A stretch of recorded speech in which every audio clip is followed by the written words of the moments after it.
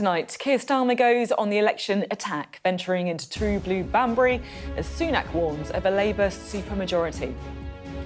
The Oxfordshire seat has been Conservative for more than a century, and we know Team Sunak are worried because he was there yesterday. Also tonight, more concerns about delayed postal votes, but authorities insist the system is holding up. The former DUP leader, Sir Geoffrey Donaldson, will face further sex offence charges when he appears in court tomorrow. We'll be live in Belfast. Russia's ambassador tells Sky News that Conservative accusations that Putin is interfering in the general election have nothing to do with reality, and apparently they're just desperate. And after Keir Starmer said he wants to protect his work-life balance if he goes into number 10, we'll look at how many hours its previous occupants put in. Putting in the overtime with me tonight, Joe Tanner and Sonia Sodha, who will be with us for the next hour. It's Tuesday, I'm Sophy Ridge live from Westminster, and this is the Politics Hub.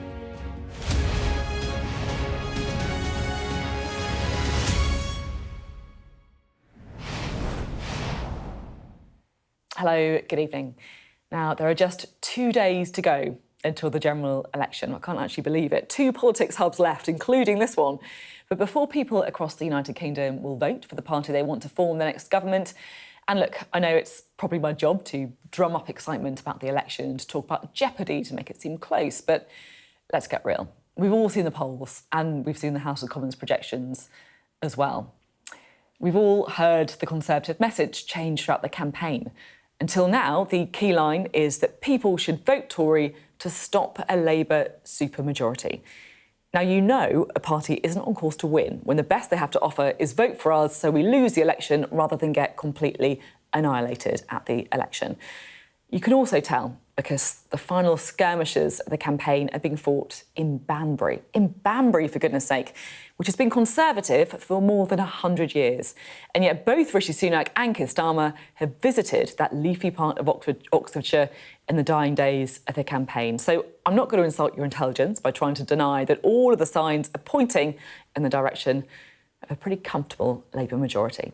That's not to say it won't be exciting, though, of course. You know, we could be looking at only the second change of government in 27 years, a complete redrawing of the political map of the United Kingdom. So we'll be discussing that and lots more on the programme tonight.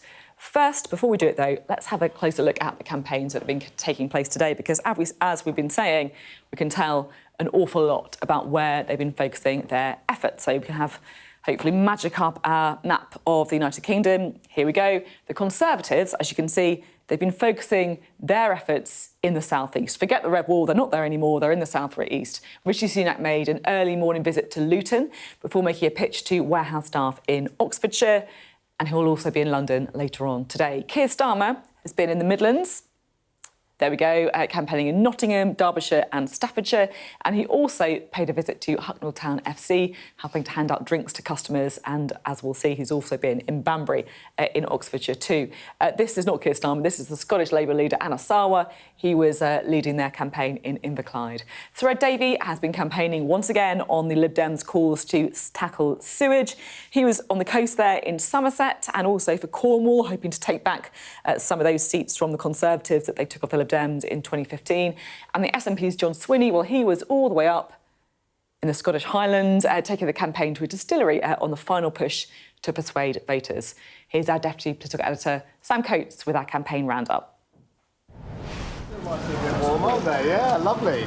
The Prime Minister trying his hand at an alternative career, hoping for a rise in his fortunes. On the campaign trail in Oxfordshire, he really wants you to know that he gets it. Let me get straight to it. I know there'll be many of you who would have supported us in the past who are a bit more hesitant about doing that this time around. This might seem very familiar. Here he was yesterday. I know many of you who supported us in the past have some hesitations about doing that again. The same lines, the same backdrop, even the same jumper. This late stage of the election campaign now all about repetition. Thank you so much.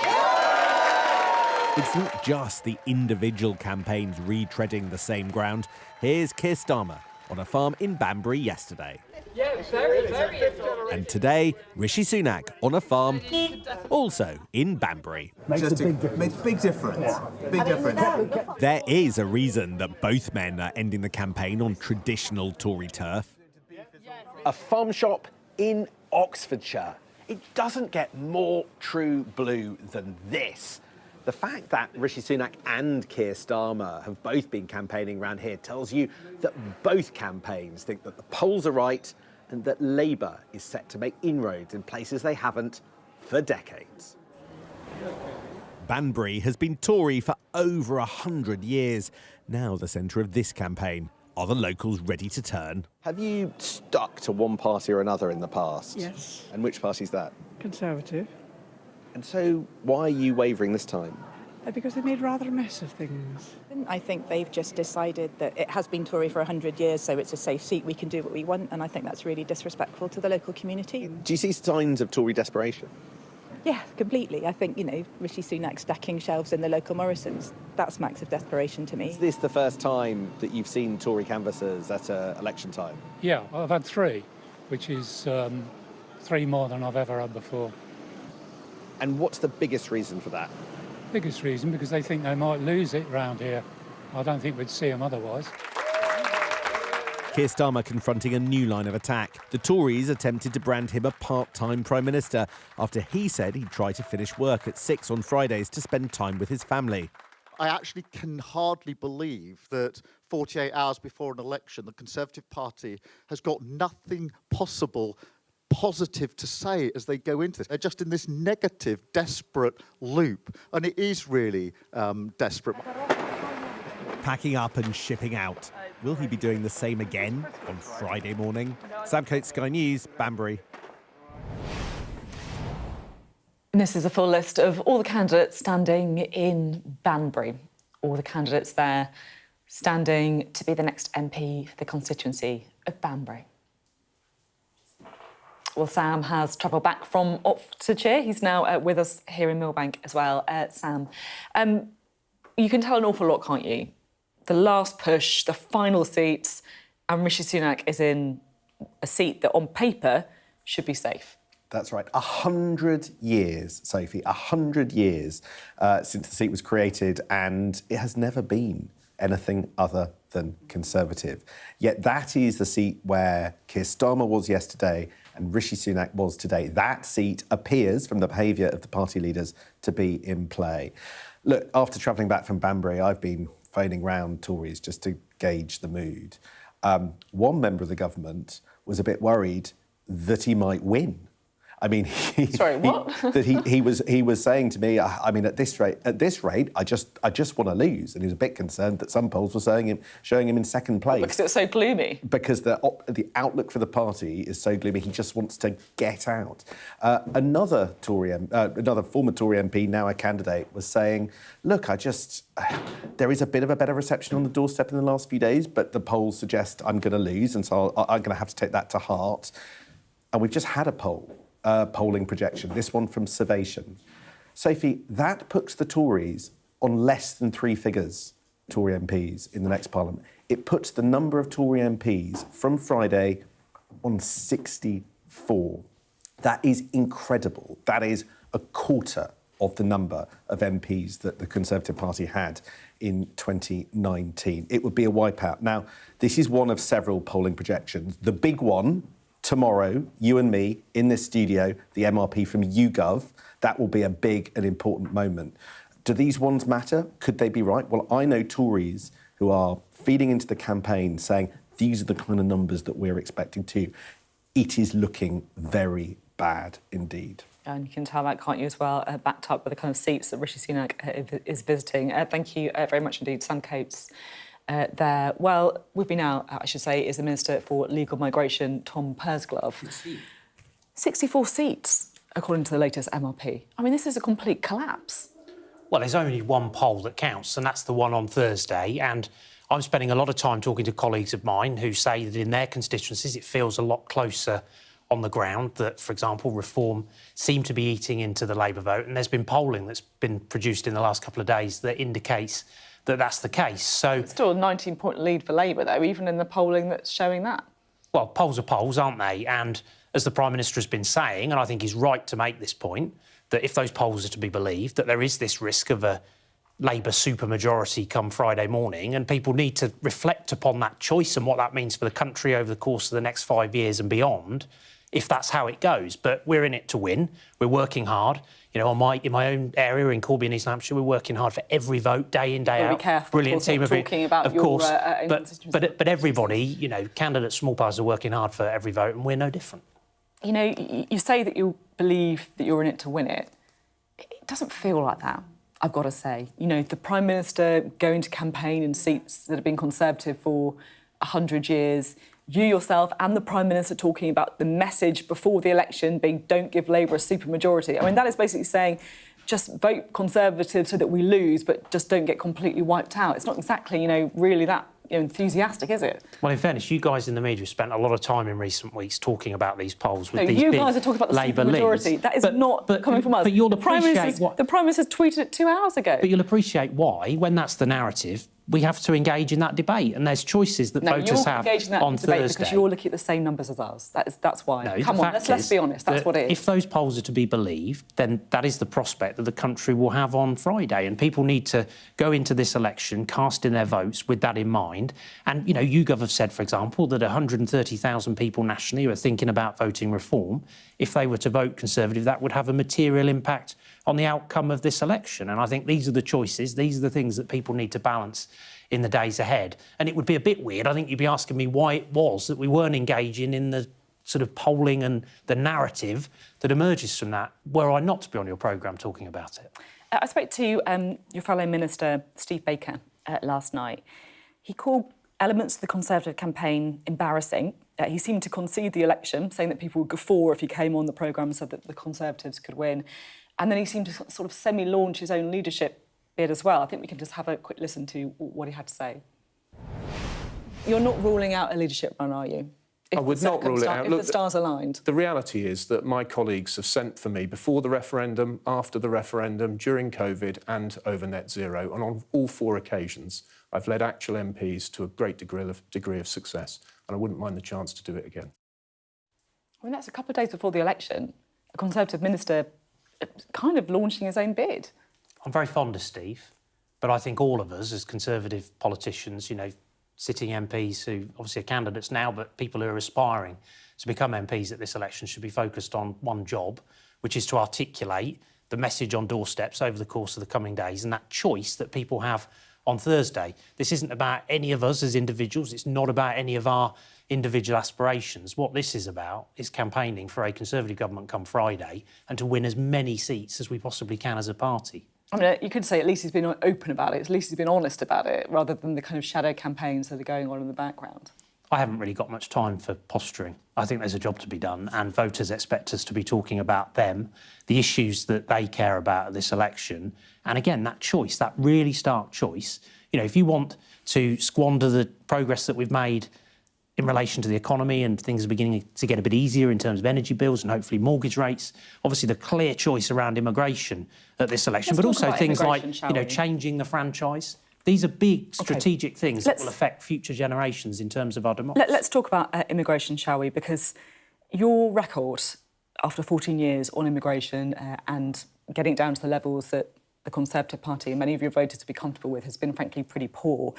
You know, it's been nice weather recently, so we've seen lots of people arriving on small boats, over 13,000 this year alone. Every one of these people, as far as I can tell, joins the queue to go to Rwanda. So how many people are in the queue now to be deported to Rwanda? So the scheme in relation to Rwanda is an uncapped scheme. The last sort of set of figures that I saw was that there are 85,000 asylum claims that are still not decided. But the point is that just to be clear, so that means that effectively 85,000 people are kind of in the queue to go to Rwanda. But consider a number of those people will be eligible for relocation to Rwanda. Now, I would argue you need a deterrent in order to be able to have a credible answer on illegal migration. I'm just trying to get my head around this. And that's on the ballot paper Tens on Thursday. of thousands of people, you know, none of them can have their asylum claim processed under the scheme until they get to Rwanda. So what, they're just kind of sitting in taxpayer-funded accommodation until that happens? I mean, the Public Accounts Committee reckons Rwanda will cost £500 million, average cost of a new hospital, by the way. But that's not to send, 85,000 people to Rwanda. That's to send a maximum of, 5,700 people? I just can't get my head around this. It feels ridiculous. Well, what do we know? We know that deterrence work. When you look at the targeted work we've done with our bank... tens of thousands of people but let me unpack the point, Sophie, because... Have I got this wrong? No, the point is that the Rwanda policy itself, through the deterrent, should help us to put out of business those evil criminal gangs. Now, what the Labour Party keep talking about are That's things not what we're I'm already asking. I'm asking about the number of people who are currently it. waiting to be sent to Rwanda to have their claims processed, and basically we're all paying for that. Well, the answer to that is people should vote Conservative on Thursday so that we can start sending those flights in July, having changed the law, having switched those avenues of appeal off through the legislation that we've just passed. People have got a really clear choice on illegal migration. You can vote Conservative and start sending flights in July, put the criminal gangs out of business, and let's not forget that these heinous individuals responsible for organising this take people's lives in their hands, take their money, put them in unseaworthy vessels and send them to sea. But you cannot have a credible answer on illegal migration if you've not got a destination to be able to send people to. You cannot sit down with the Ayatollahs and talk about a returns agreement. Now, I know that you want to talk about the election and not talk about the future of the Conservative Party, but there's going to be an awful lot of people who are going to be thinking about, I guess, the soul of the Conservative Party. Where does conservatism go in the years ahead? What's your own view? Should you be kind of taking to the right, looking at the people who are perhaps tempted by reform? Should you be fighting from the centre ground? What do you believe? I think you've got to be on where Mrs Thatcher used to call the common ground. You've got to be where the majority of the British people are in order to be successful in elections. I would argue that what that means, in truth, is people want to see lower taxes. I think all of us as Conservatives can agree on that. We want to see controlled borders, both legal and illegal, getting numbers down, dealing with that illegal migration issue. I think all of us as Conservatives can agree on that. I think those are the sorts of issues that will define the Conservative offer in the years ahead. I think we've got a good answer on those issues at this election. But as we move forward, those will be the things that I'll be campaigning on and that colleagues will be campaigning on. And I think we have a lot of commonality and common purpose as Conservative politicians and Conservative members and activists across the country in wanting to deliver on those things. And I think they matter to the majority of the British people. Now, people who are tempted to go off and vote reform because they think that's the outcome they'll get, action on those issues, actually, you're putting all that at risk because that is not where the Labour Party stand on those key issues for the country. Great to have you in the studio. Thank you Lovely very much indeed. Tom Pursglove there speaking to us. Well, with the election fast approaching, it's certain to feature in tomorrow's newspapers. We'll have our extended press preview and news review from 10:30 this evening with tonight's news and tomorrow's headlines. Joining us for that will be the Conservative commentator Tim Montgomery and the journalist and broadcaster Jenny Kleeman there on our press preview from 10:30 this evening. Right, let's get the thoughts of our jury for this evening. Boris Johnson's former advisor, Jay Tanner, and the chief leader writer at The Observer, Sonia Sodha. Great to have you both on the programme. Joe, is it all over then? I'm not sure it ever really got started. It didn't really feel... I haven't really had a sense, even from day one, that... I mean, even actually the calling of the election, the timing of it, it didn't really feel like they'd ever really got going because... so many candidates not selected. The party didn't really seem ready for it. Even the betting scandal, which appeared to give an advantage to the Labour Party because there was a spike in activity, which gave a sort of head start to people that were watching the numbers. So potentially sort of Labour's Morgan McSweeney sort of had a sense that it was coming anyway. It feels that they never really got on the front foot. So I think Tom gave an admirable attempt at sort of trying to put forward something. But, what have the Tories really offered for this election? It just feels like they've just been talking about why not to vote for the other people and whether that's Reform or Labour. I don't really know what they've put forward, and that sadly seems to have been an extension of the same criticism that has been levelled at Rishi Sunak all along, which is what does he stand for? What does his form of conservatism really mean? And I think as a result, they don't feel like they've really got out of the blocks. And I think that's going to make it hard for people wanting to potentially vote for them. Can they? Because they don't know what they're voting for on Thursday. Do you think this election, Sonia, is more about, I guess, enthusiasm for what Labour has to offer, or actually more about a determination to get the Conservatives out of office? I think there's a lot of the latter. I think anybody who's watched this election and followed the polling knows that there's a really anti-Conservative mood in the country, and I think that's what we saw in the local election results earlier this year, which is kind of why it was weird that he chose to call the election when he did. And there's also, I think, a bit of an anti-politics mood and a cynicism about politics, and I think that reflects where we are as a country, actually. The economy isn't doing great. People don't feel like there's great cause for optimism. I think people probably are willing to give Labour a chance, and you can see that in the polls. But it is going to be, you know, if Labour wins, even if Labour wins very big, as the polls are predicting, there's nobody in the Labour Party who thinks it's going to be an easy 5 years for them just because they've got this big majority, because they know the inheritance isn't that great when you look at the economy, when you look at the state of the public finances. And Labour have sort of fought a campaign that sought to be quite incremental, really, and say, look, we've got these big challenges, here are our big missions, and here are some steps along the way. So it's not been the most exciting of campaigns because it wasn't designed to be that. So I think it's fair to describe it as more anti-Conservative, and I think Labour think, well, even if we win this big majority, we've still got a lot to do to bring people on side. It's interesting, isn't it? Particularly when you look at Keir Starmer's approval ratings. Obviously better than Rishi Sunak, but kind of historically, if you look at Tony Blair or even David Cameron, not that high. Jo, I'm interested to chat to you and get your thoughts on, I guess, the kind of state that the Conservative Party is going to be left in. You know, you saw Tom Pursglove there, you know, throwing a bit of shade towards Steve Baker, saying that, you know, they should be focusing on the election, not the leadership race that comes. But, I mean, everyone is going to be thinking about what happens next, aren't they? Yeah, but, I mean, what next? Because it really does depend on who survives. And it's sort of difficult. It's been astonishing, really. If you look at the campaign, there's already been vying for it during the campaign. There's already been a few people that have sort of just stepped out of their lane a little.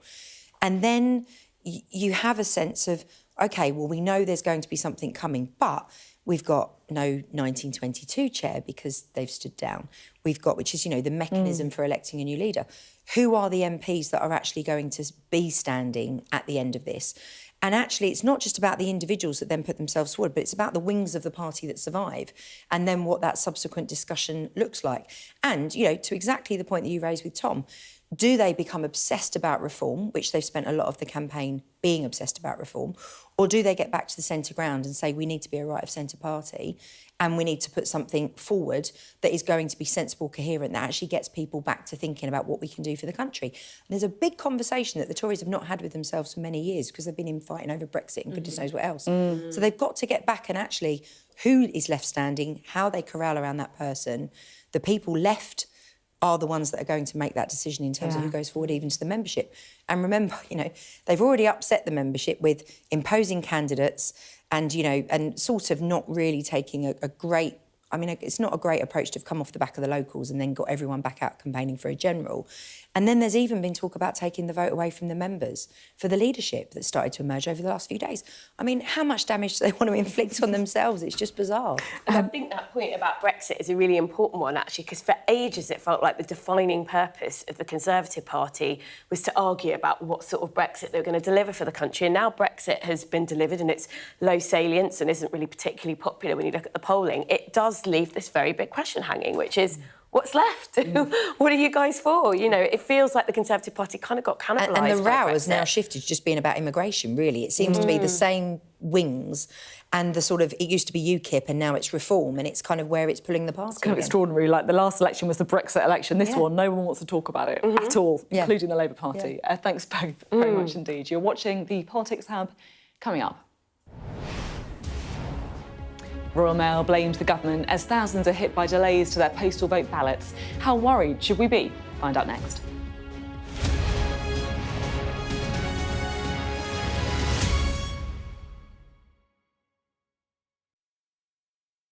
Get the full story first. This election on Sky News. We have a sensational team lined up for you in our virtual studio. We're going to bring you all the breaking news. We're not just going to be focusing on Westminster. We're going to look at the whole picture. I will be showing you lots of the data, the analysis, breaking it down. Sky News election coverage will go further. It will work harder. What is our country going to look like after the election? Of course, we'll bring the facts. We're also going to have some fun. Seriously, people, you won't want to tune anywhere else. You get the full story first on Sky News.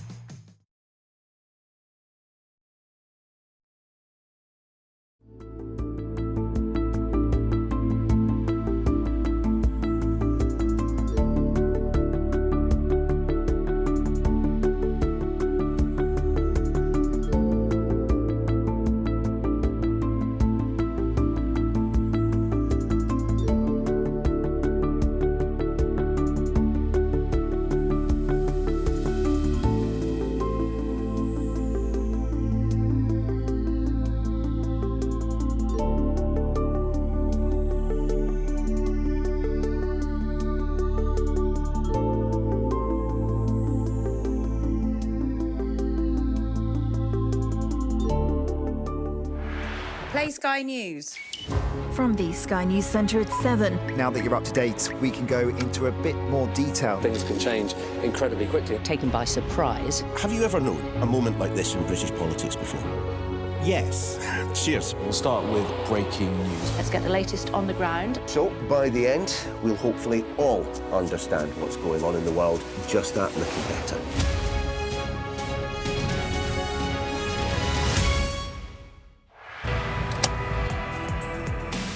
I'm Dan Whitehead and I'm Sky's West of England correspondent. I'm Katie Spencer and I'm Sky News' arts and entertainment correspondent. We help you to understand the world with us. I'm Adam Parsons, I'm Sky's Europe correspondent based here in Brussels. We take you to the heart of stories that shape our world. I'm Lisa Dowd and I'm one of Sky's Midlands correspondents. The reason I do this job is because you never know where it's going to lead.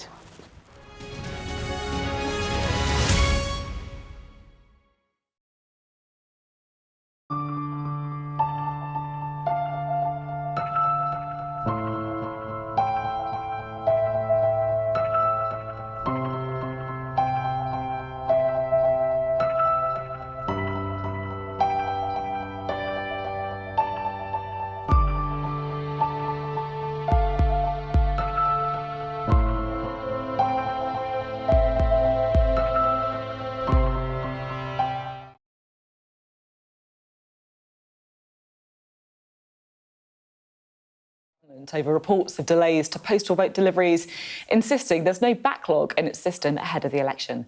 Now, there are reports of thousands of people not receiving their postal ballots in time. Our political correspondent Gurpreet Narwan joins me now. Gurpreet, what's going on then? Just explain the story. Well, most recently, Kevin Hollinrake, the Post Office Minister, has now called for a review of the postal vote system following the general election. He was speaking to Sky News earlier and he said, after all this is finished, we need to look at what went wrong, the scale of the problem and to put measures in place to fix it.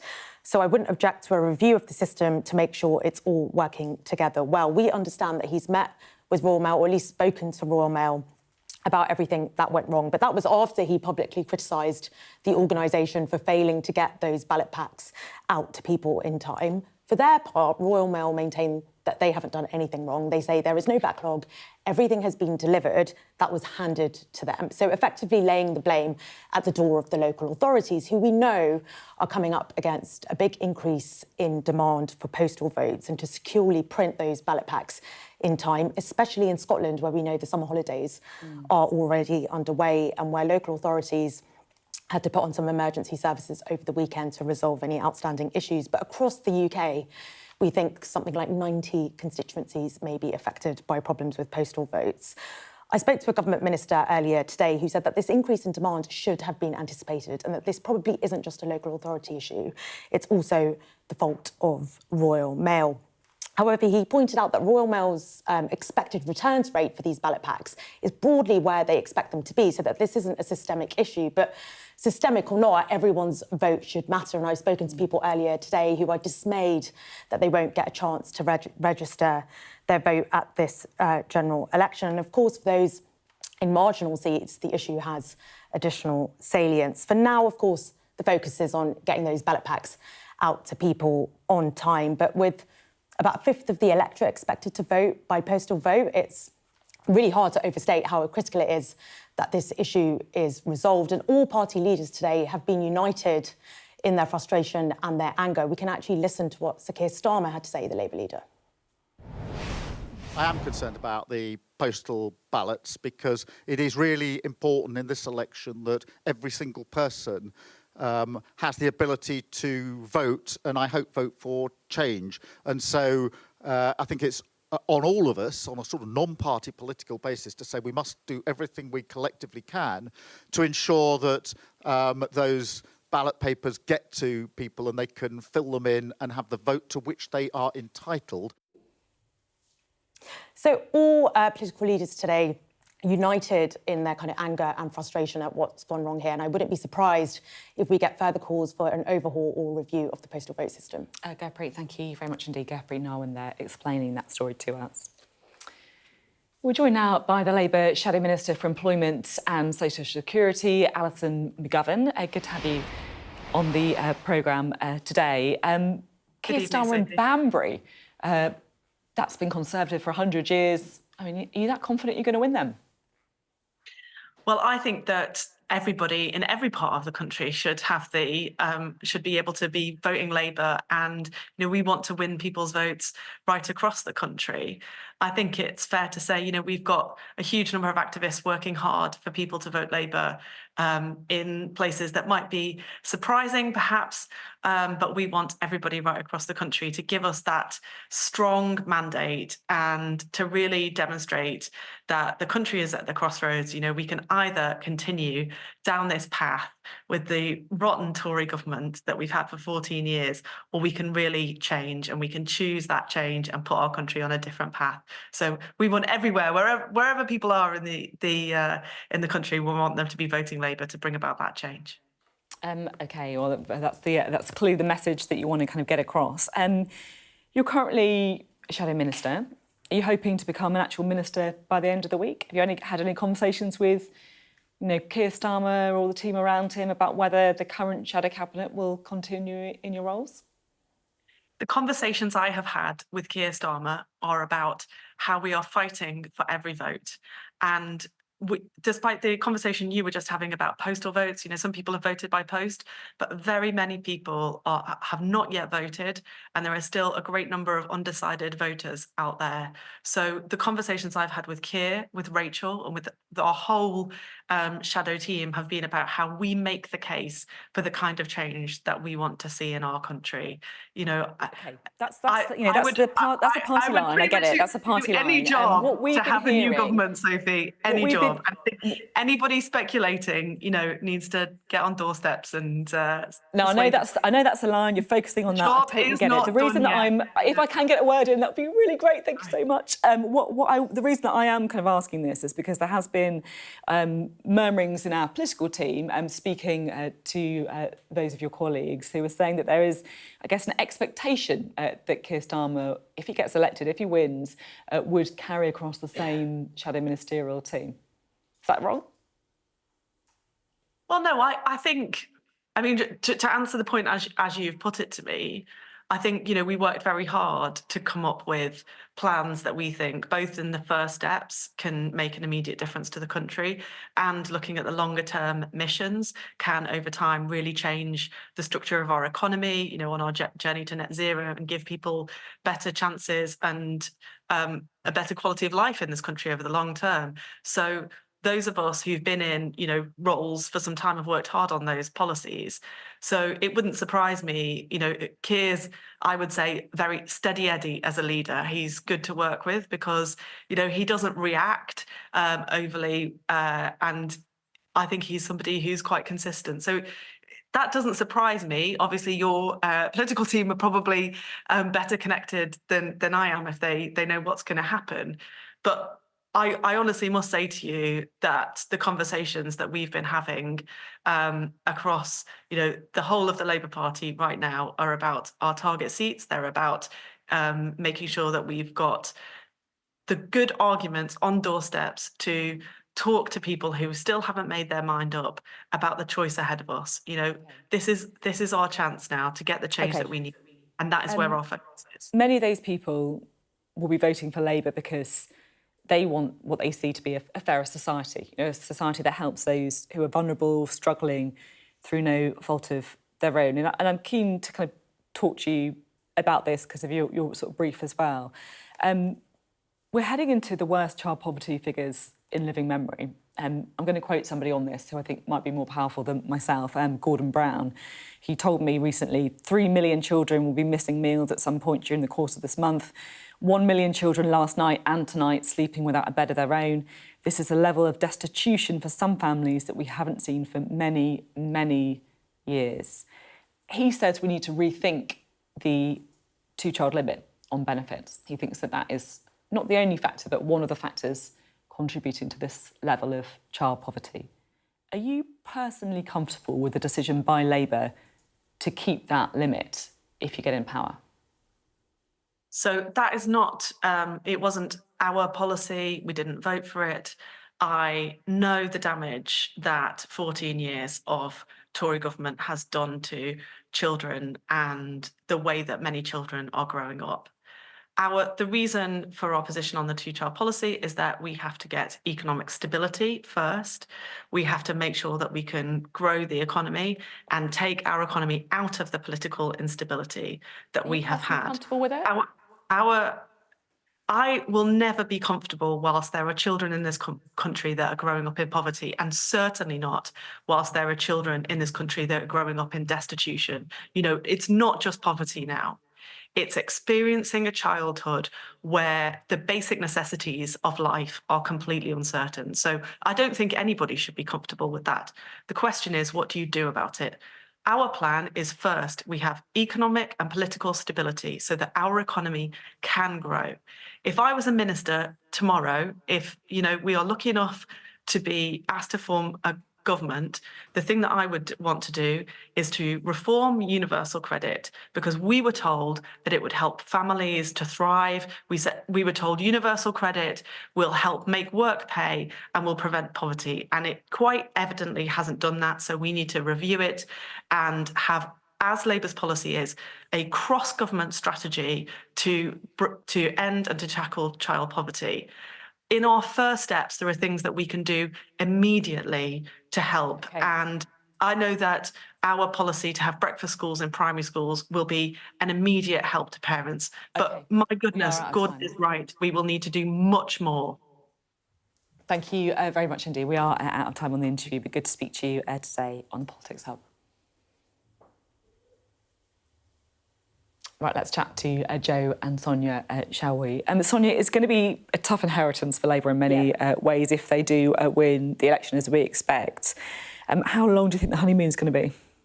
I don't think it's going to be that long at all, actually. And I think your questions there to Alison about the two-child benefit limit, that really crystallises the pressure that Labour is going to come under from its own MPs, actually, on some of the issues that are core and fundamental to what the Labour Party stands for, which is, you know, the last Labour government wanted to end child poverty. They legislated a target around it. And the difficulty is, you know, you saw it in Alison McGovern's answer there, is that there's a lot that the Labour Party needs to be getting on with when it comes to things like alleviating child poverty, but there isn't a lot of money in the bank to be able to do it.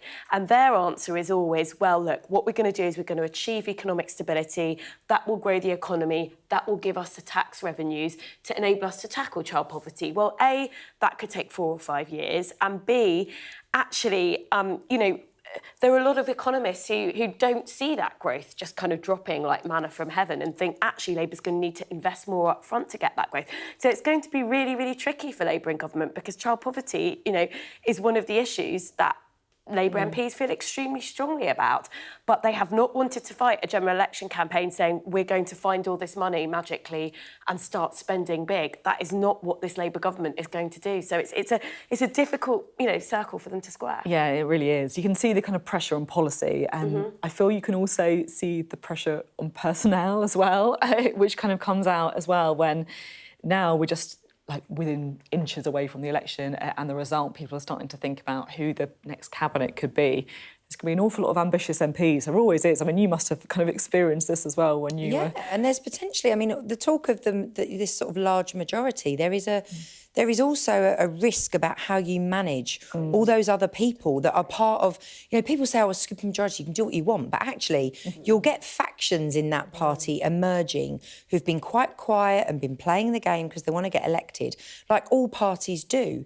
And then actually what happens is they get annoyed because their people don't get jobs, and they don't, there's not as much at stake if they do speak out. So actually they can potentially be more vocal about issues like the ones you just raised with Alison. So it's, you know, you talk about how long will the honeymoon last? Is there even a honeymoon? I mean, they're literally going to be getting into office, and quite frankly, the way it's looking at the moment, it's going to be finding out that the wedding costs significantly more than they envisaged, or that, you know, the house they're about to move into is falling down. Like, it's not a great thing to be inheriting. There's a lot to be done. And I think fair play to Labour, actually. I think they've been incredibly cautious. I know it's not that inspiring when you're watching, but they haven't been hugely wild about stuff they're going to do. They have prepared for difficult times. The issue is, how do you break it to everyone that it's not going to be as easy as people might think it absolutely, and it's a stark contrast to the election campaign they fought in 2019, where they literally did have a bells and whistles manifesto and they told the country they were going to do all sorts of things like free broadband for everyone. The problem is no one believes it, and no one would have believed it now because things feel too tough. Well, that's it. So in a way, you could say that the kind of low expectations and the low approval ratings for Keir Starmer could actually be a blessing in disguise. It's managing expectations. Actually managing the what he's been expectation. doing, yeah. Thanks both. Really interesting chat. Coming up next on the Politics Hub.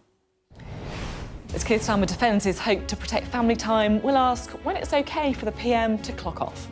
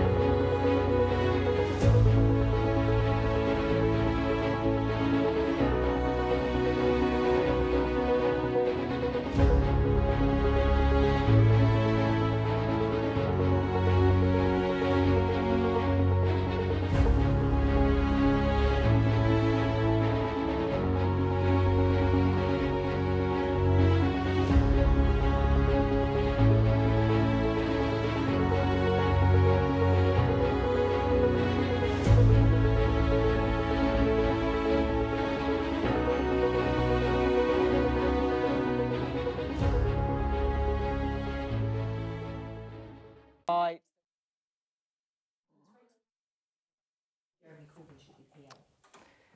Welcome back. Well, the former DUP leader, Sir Geoffrey Donaldson, will face more sex offence charges when he appears in court tomorrow and is now accused of a total of 18 offences. He had been facing 11 charges and has previously said he will be strenuously contesting them. Well, our senior Ireland correspondent, David Blevins, joins us now. David, what can you tell us? Well, I think we'll hear more details about these additional charges when Sir Geoffrey Donaldson and his wife, Lady Eleanor Donaldson, are back in court tomorrow morning. They are appearing at a preliminary inquiry and are anticipated to be entering pleas of not guilty at that stage. When they appeared in court for the first time back in April, Sir Geoffrey faced a total of 11 charges, including rape, gross indecency and sexual assault. Those have been increased by a further 7 7 charges, bringing the total to 18 against him. At that point, Lady Eleanor Donaldson faced 4 charges, including aiding and abetting. There's now an additional one against her, also bringing the total to 5. The offences are alleged to have taken place over a 21-year period from 1985 to 2006. When Sir Geoffrey Donaldson wrote to the DUP on Good Friday confirming that he had been charged with historical offences, he resigned as leader, but they suspended him from the party, and he is not, of course, a candidate in the upcoming general election. At the age of 61, he had been Northern Ireland's longest serving MP, but these charges took many people by surprise. He instantly said he would be contesting them thoroughly and has maintained that position throughout. David, thank you very much indeed. David Blevins speaking to us there. Now, the Russian ambassador to the UK has told Sky News that the Conservative Party is quickly losing its electorate and chances for the future. Speaking in an interview for The World with Yalda Hakim, he was responding to reports that Russia has been attempting to interfere in the UK election. Do you think that this really can influence elections in United Kingdom? My view is that the Conservative Party is quickly losing its electorate and its chances for the future. And it is now trying to grab anything. And even these false stories, which has nothing to do with realities, are now put on the surface just to attract an attempt to attract some, at least, votes in a desperate situation. Well, Yalda, I'm very pleased to say, joins us now. Great to have you on the programme this evening, Yalda. So just talk us through the interview. It's going to be playing out in full on your programme, of course. Yeah, Sophie, it was a wide-ranging interview. As you say, he responded to the upcoming election and their views on it. There was an investigation done by the Australian Broadcasting Corporation which looked into Russian interference, a number of Facebook pages that have emerged that are showing support for Nigel Farage's Reform Party. And I put that to him and I said to him, you know, we're seeing the same sort of interference that we've seen in European elections, for example, with the hallmarks of Russia and the US elections in 2016. He said, we have no reason to interfere in the elections here in the UK. They're making a mess of it themselves, is essentially the message that he was giving. He also described it what we will see on Thursday is a protest vote. He said, you know, the feeling is that life under Labour won't be any better and that what we're seeing is a protest vote both here in the UK and in places like France, for example. So it was a wide-ranging interview. We discussed a number of issues, including, of course, the war in Ukraine, the special investigation that Sky News has done about sanctions being bypassed and European countries being able to still purchase Russian gas. He said, business is business. If people want to buy our gas, we're not going to sanction you. You're welcome to purchase it. Do you think it makes any difference to them who wins the election?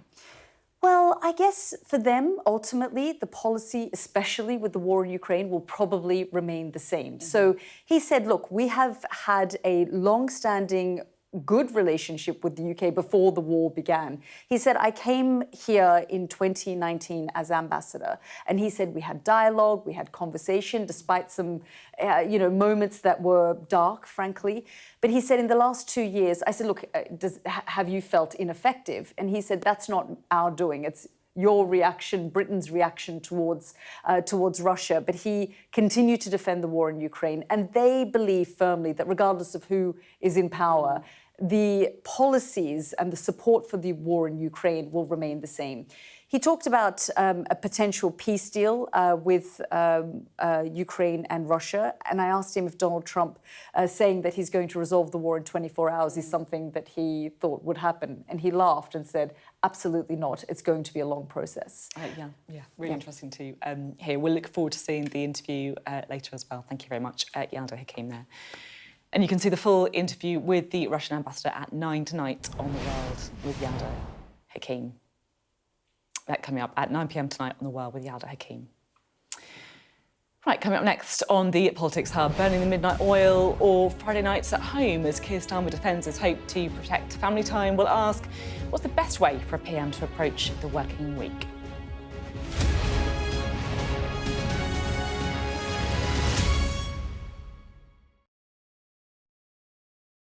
Sailing is something that I can do despite my disabilities. So when I was injured, we didn't know what I could do.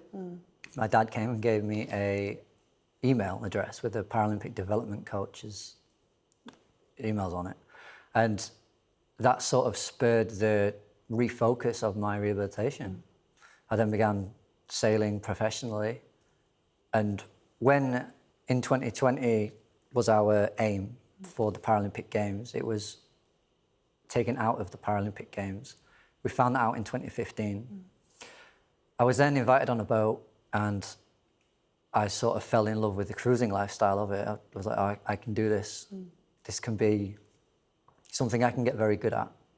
And so again, it was another element of, I can do this despite my disability. In intensive care, the first few weeks in intensive care actually, my mum gave me a hard lesson. Love her to bits for it. She basically said, after all the crying, then what? And I couldn't argue it, and the logic is sound.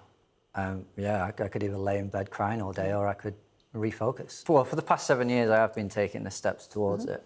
So this is, however, the biggest ocean on the planet. Yeah. And it will take me a minimum of 60 days, upwards of 80.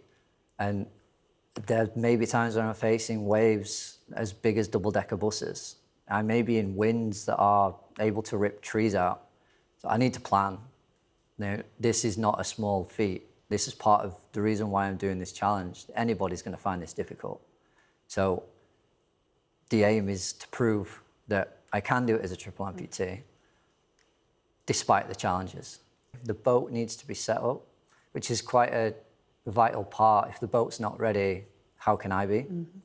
So we're getting all of the fundraising together right now, just to make sure that I've got all of the things necessary, all of the vital equipment to get me across this ocean.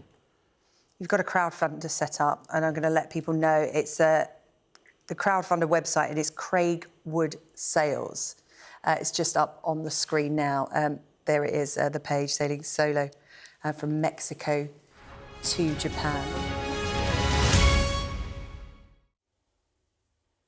Hello, welcome back to the Politics Hub. Well, Keir Starmer has said he can hardly believe Conservative attack lines over his suggestion that he would protect family evenings where possible as time for his family if he was going to get into number 10. The Conservative social media machine almost immediately jumped on the comments, branding him a part-time PM. We are in election period after all, but the Labour leader has risked the anger of the Conservatives again this afternoon by saying he's also determined to keep on playing five-a-side football if he gets the top job. It did get us thinking, though, about how previous leaders dealt with their work-life balance. So have a little trundle through the archives. Margaret Thatcher, as she is, she's famously said to have slept for only 4 hours a night. She'd also keep her officials working on a speech until the early hours of the morning.